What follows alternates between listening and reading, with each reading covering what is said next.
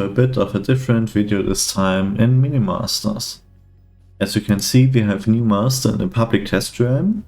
Currently the master is in a prototyping state, so you should expect a lot of changes, and as you can see, his visual effects are not really done yet, and if you can, you should definitely try this public test release or realm and give the devs feedback on it, so it can be as good as possible once it releases with the new class.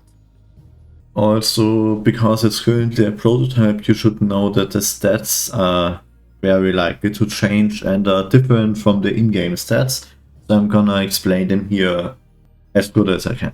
So now let's get to the master himself. As you can see, he is very likely from the Stoutheart faction. He got a big stone there, and it's basically like a woodsman, you could say. It kind of reminds me of Obelix from Asterix, if you know him. And yeah. So his base attacks. His base attack Stone Smash is that he throws a stone that deals 150 damage.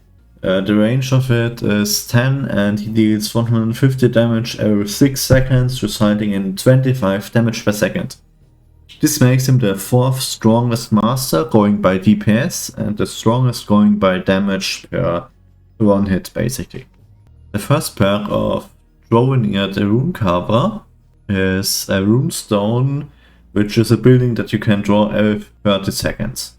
Note there that the in-game descriptions are not really accurate. Each time you draw it, it gets a runic carving, giving it a unique power. The first runic carving is called Rune of Wind, giving the Rune Stone 6 extra range and lets him deal 125 damage on placement to all enemies in his range. The second runic carving is called Rune of Frost and gives the Rune Stone 300 Frost Shield. After absorbing that amount of damage, it freezes the stone and enemies in the range of the stone.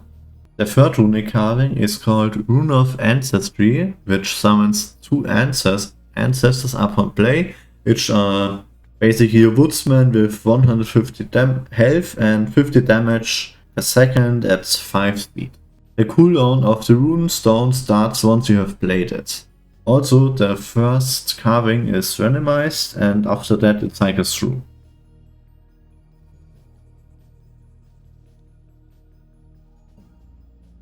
For the second perk of Tronveir, every time you draw a Rune Stone, the next ground minion you play gets the same power as the Rune Stone. If a minion were to get 2 effects, they are not stacked but rather queued up between the minions you play.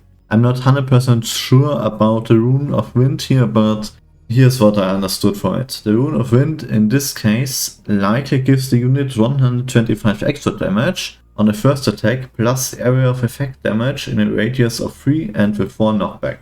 This may be wrong or not, I don't really know. The Rune of Frost works the same as with the Rune Stone, except that the shield equals the health of the unit up to 300 shield. It also freezes the enemy and himself once the shield is depleted. Rune of Ancestry works exactly like on the stone. And now to the last of Tronveir, last perk of Tronveir, which is reducing the first perk cooldown by 5 seconds and drawing a Rune Stone once for the next stone you would draw. After that you draw a Rune Stone every 25 seconds, buffing the first and second perk. And in the next part I will show you some gameplay of the game, but it will be limited since the game crashes once you play Outlanders. Thanks for watching.